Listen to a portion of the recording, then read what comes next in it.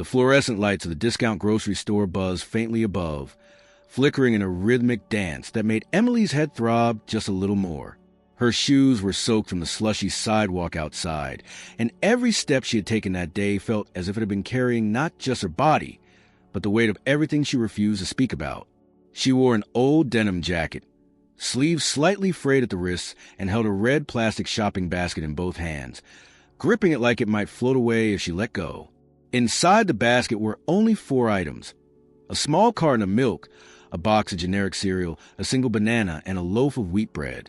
She had stood by the shelf holding the bread for nearly 2 full minutes, her fingers hovering over it, weighing the cost in her mind like a mathematician, working out the last possible variables in a broken equation. The mental math had given her a quiet headache. Eventually, she added it to the basket, knowing the risk.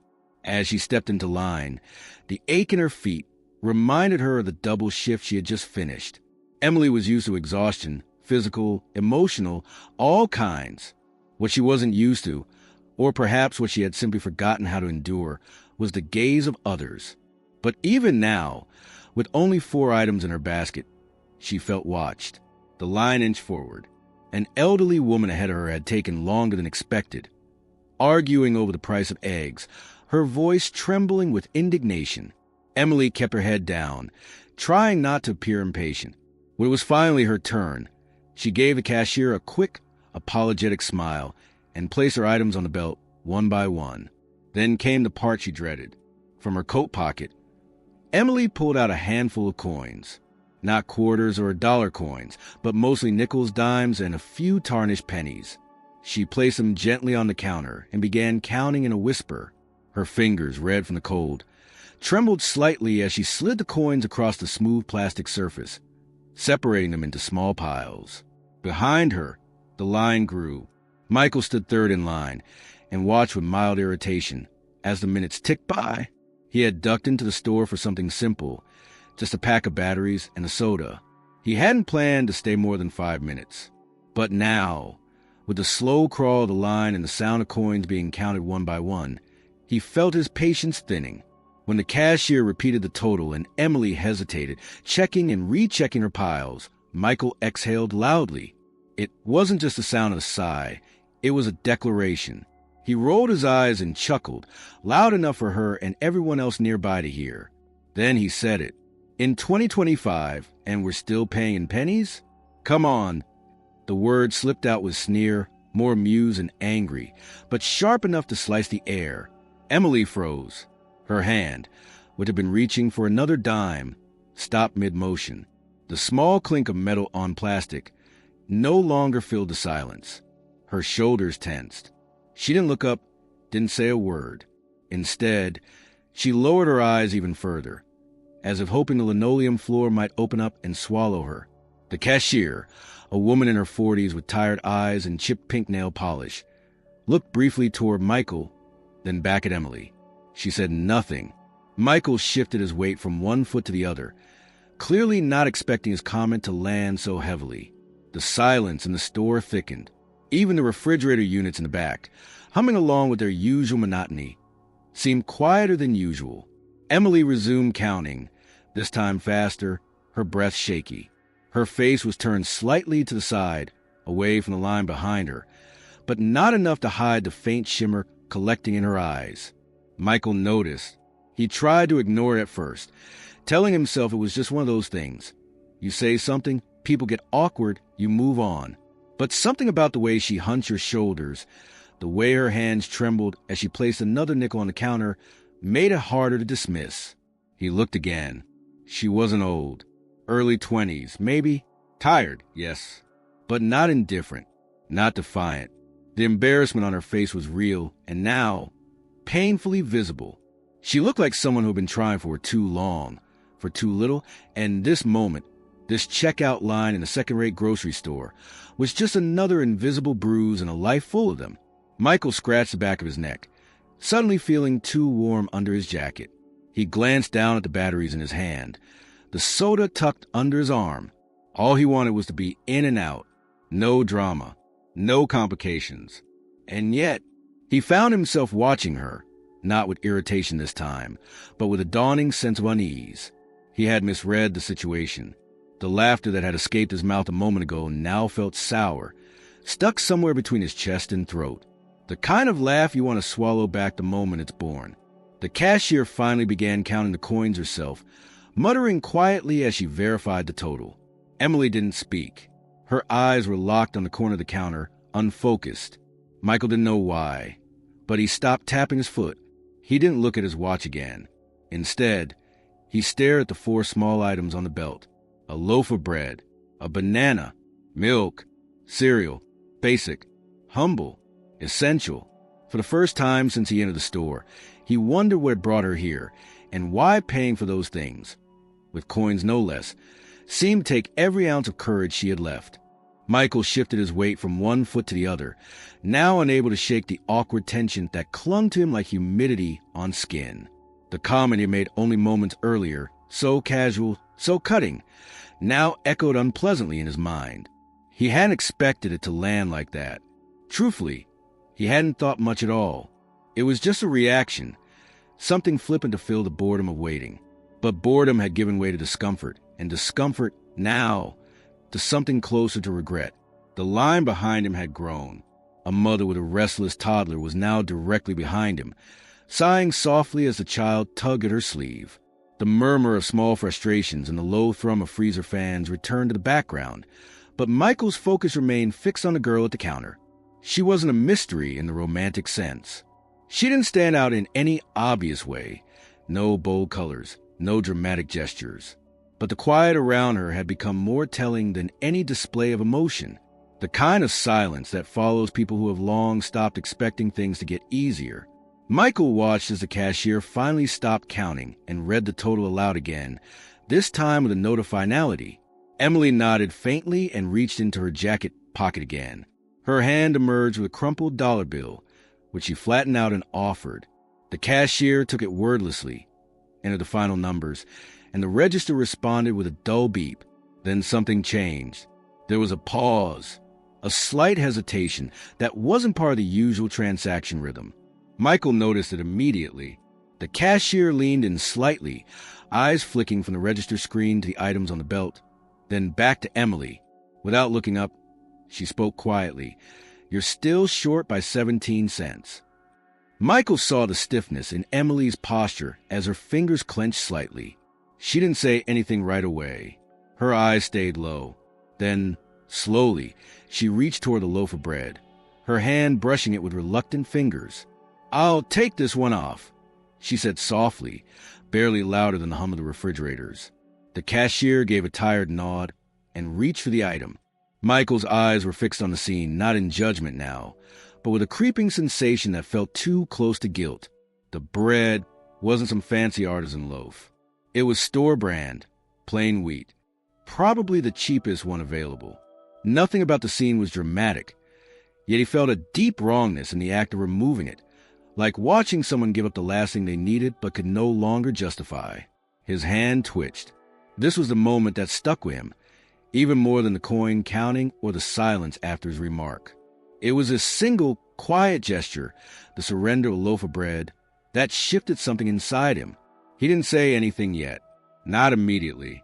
Instead, he watched Emily nod politely, thank the cashier in a voice that tried too hard to sound neutral, and start gathering the remaining items into a thin plastic bag that strained at the weight of even her modest purchase.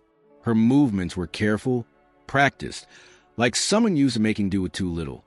Someone who knew exactly how to fold discomfort into silence and carry out the door without letting anyone see it unravel. As she stepped away from the register and turned toward the exit, Michael caught a glimpse of her face. It wasn't just tired.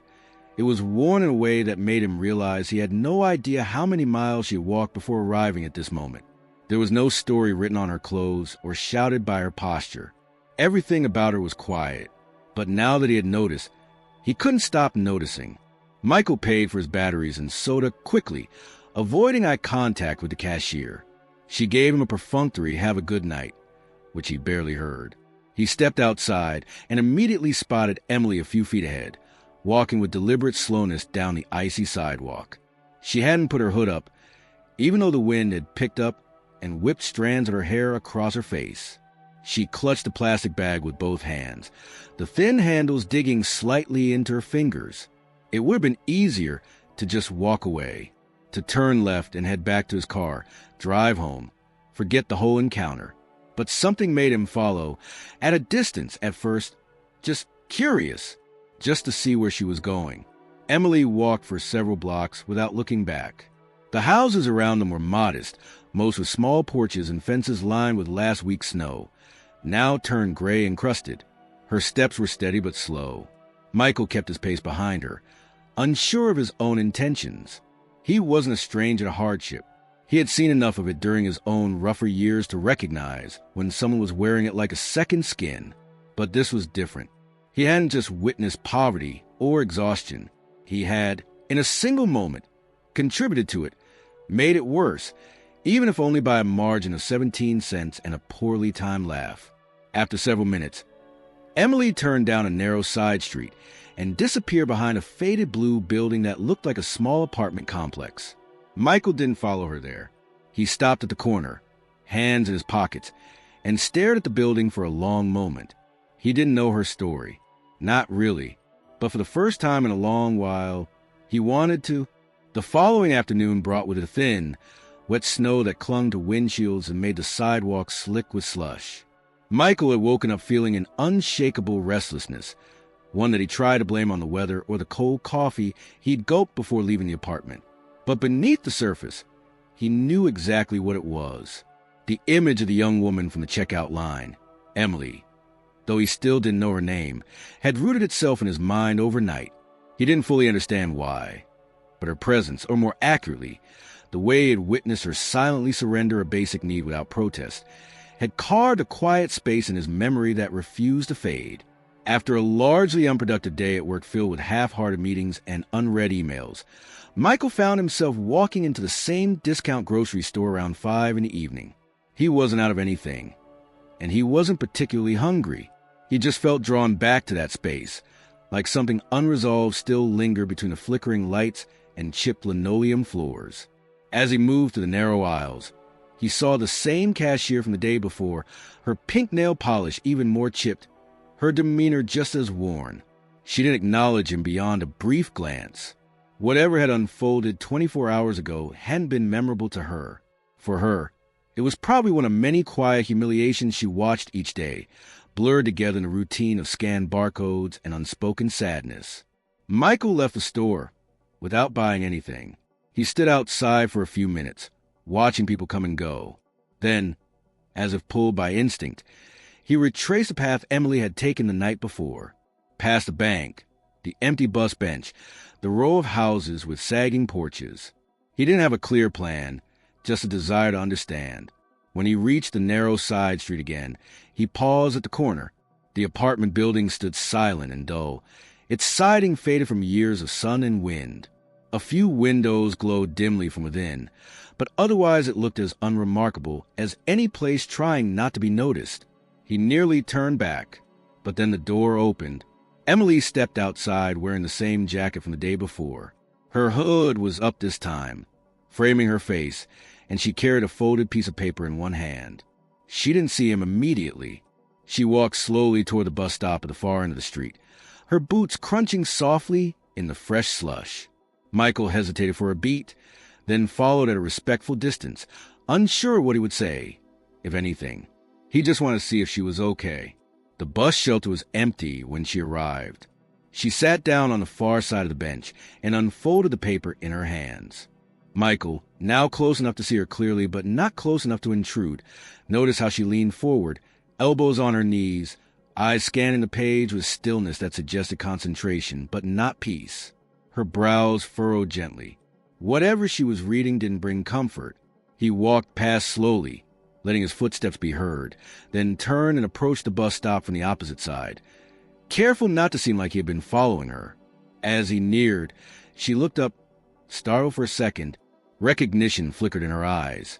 Not warmth, not hostility either, but quiet awareness that this was the same man from the grocery store. Michael offered a small nod, then gestured toward the bench. "Mind if I sit?"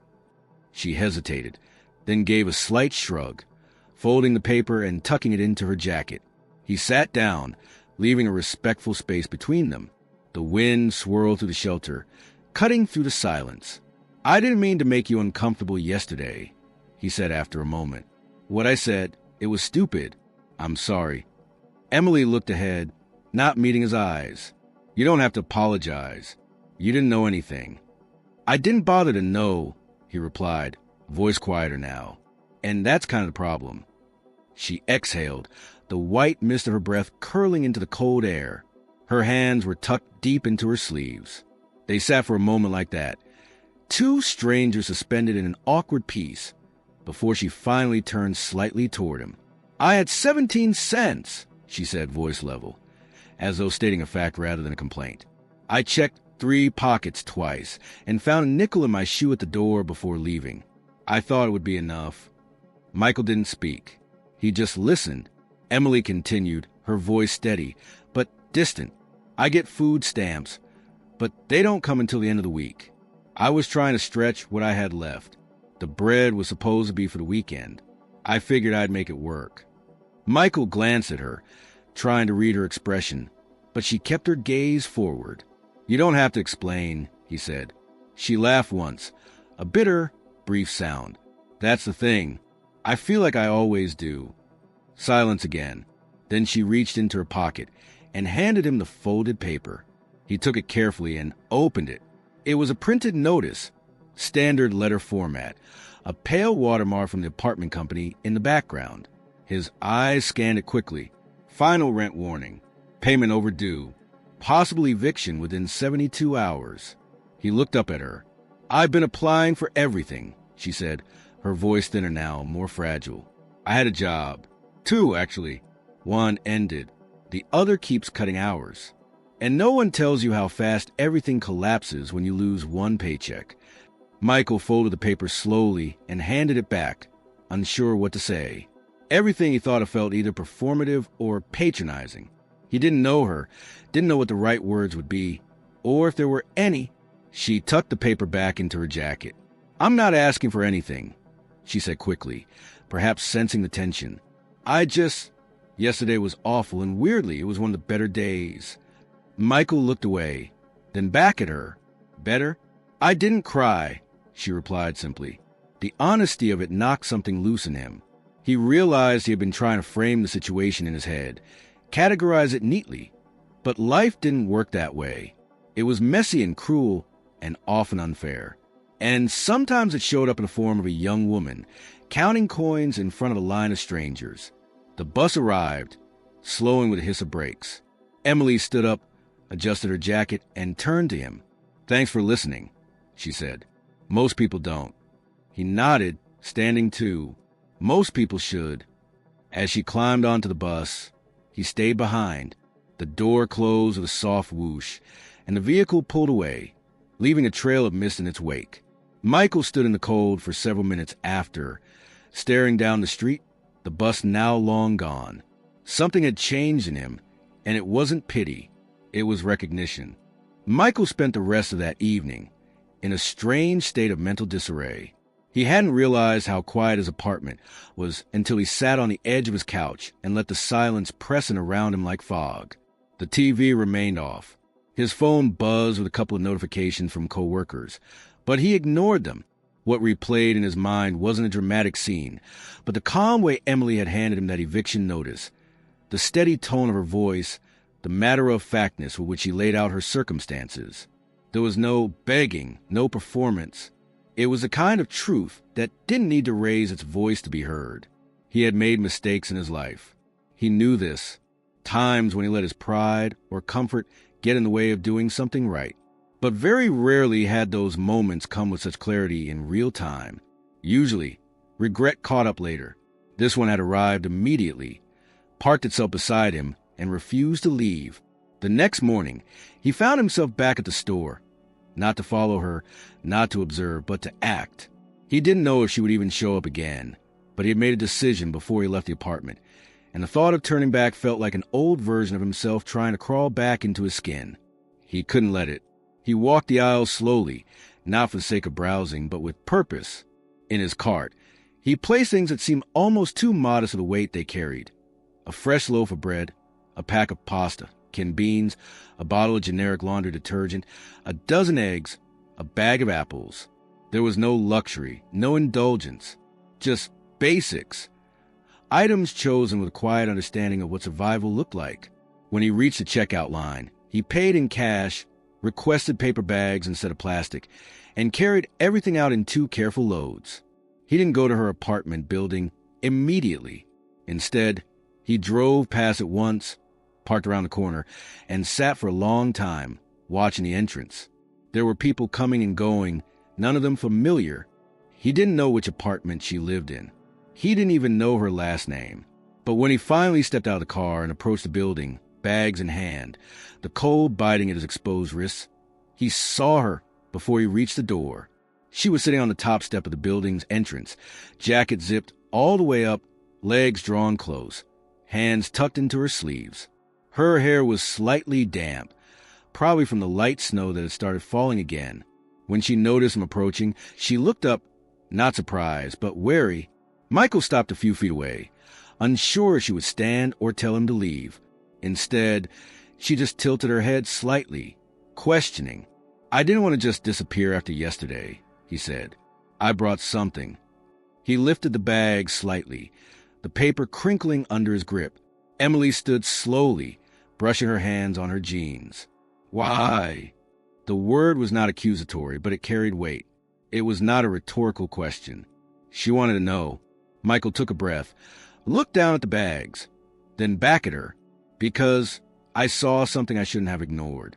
And I didn't know what else to do that wasn't just talking." Emily studied him for a moment. Her gaze was sharp, not suspicious, but precise, like she was trying to gauge the sincerity behind his words, measuring them against a lifetime of disappointments. "You don't have to feel guilty," she said. "I don't," he replied. "Not exactly. I just think that if someone's standing in front of you trying to make it work with 17 cents and their pride, maybe doing nothing makes you part of the problem." Her expression didn't soften, but the lines around her mouth seemed less tense. "I don't want charity." Michael nodded. "This isn't charity. This is me making up for a moment when I could have been decent and chose sarcasm instead. That's not noble. That's just fair."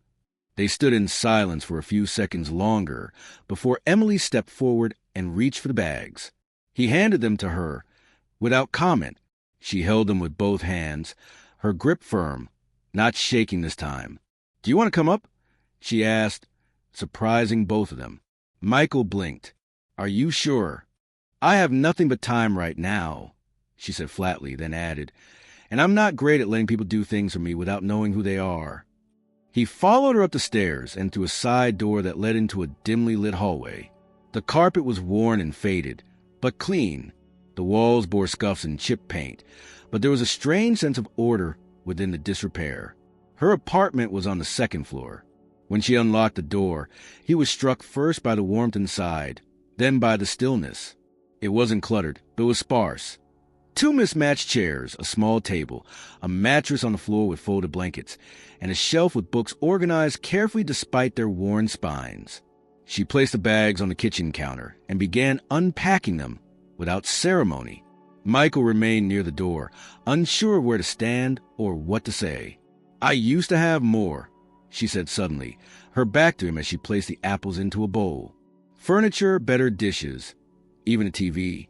But when things started slipping, I sold off anything I didn't consider essential." "You kept the books," he noted. She glanced over her shoulder. "You don't eat books, but they feed you just the same." Michael smiled faintly, not because he found the comment amusing, but because it was honest in a way that few things were anymore. As she finished unpacking, she turned and leaned back against the counter. "I'm not used to this," she said. "Someone showing up and doing something without asking what I did to deserve it." "You didn't have to do anything," he said. "You just had to be seen." Her eyes flickered at that. For the next few minutes, they spoke cautiously, like people walking across a frozen lake, unsure where it might crack beneath them. Emily told him bits and pieces.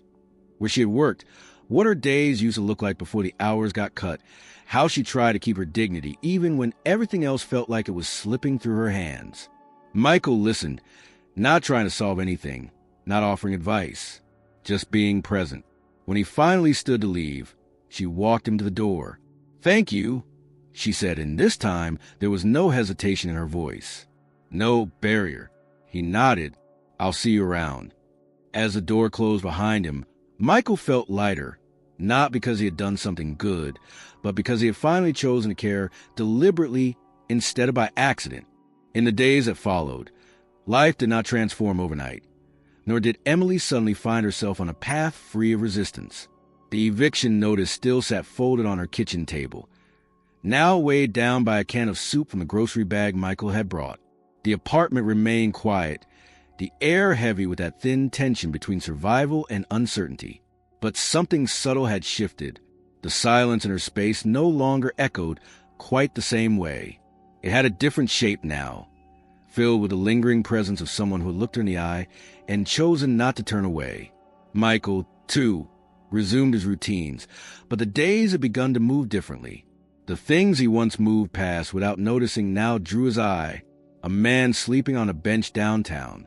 A young mother at a bus stop bundling her toddler against the wind with the precision of someone who had no backup plan. Even the grocery store felt different now, as if the fluorescent lights, the battered carts, the worn floors all carried echoes of moments previously ignored. He didn't tell anyone about what had happened. There were no social media posts, no conversations with friends, no proclamations of self-awareness.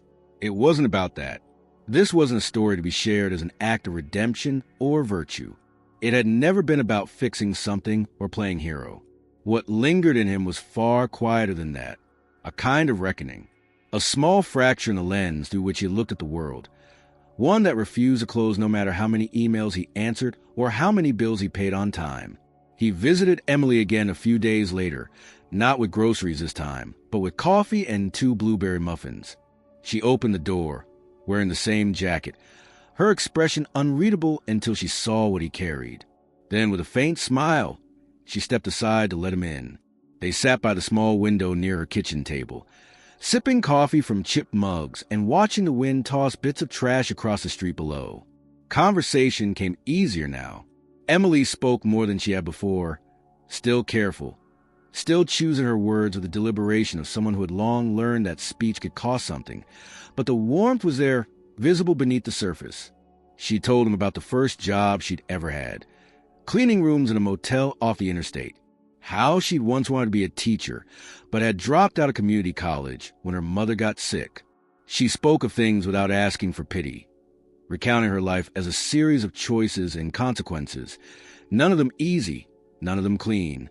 Michael listened, not interrupting. He asked questions when appropriate, not out of obligation, but from genuine curiosity. Not to understand her struggles, necessarily, but to understand her. She had a calmness to her, a certain resolve that wasn't about optimism, but endurance. She didn't expect life to get easier. She just expected herself to keep going through it anyway. Eventually, she returned to the topic of the eviction notice. She hadn't been able to pay it yet, but she had gone to a local housing aid office and submitted an emergency request. It wasn't a guarantee, but it was something. "I'm not naive," she said, looking down at her mug. "Even if I get a week's extension, it doesn't mean I'm safe.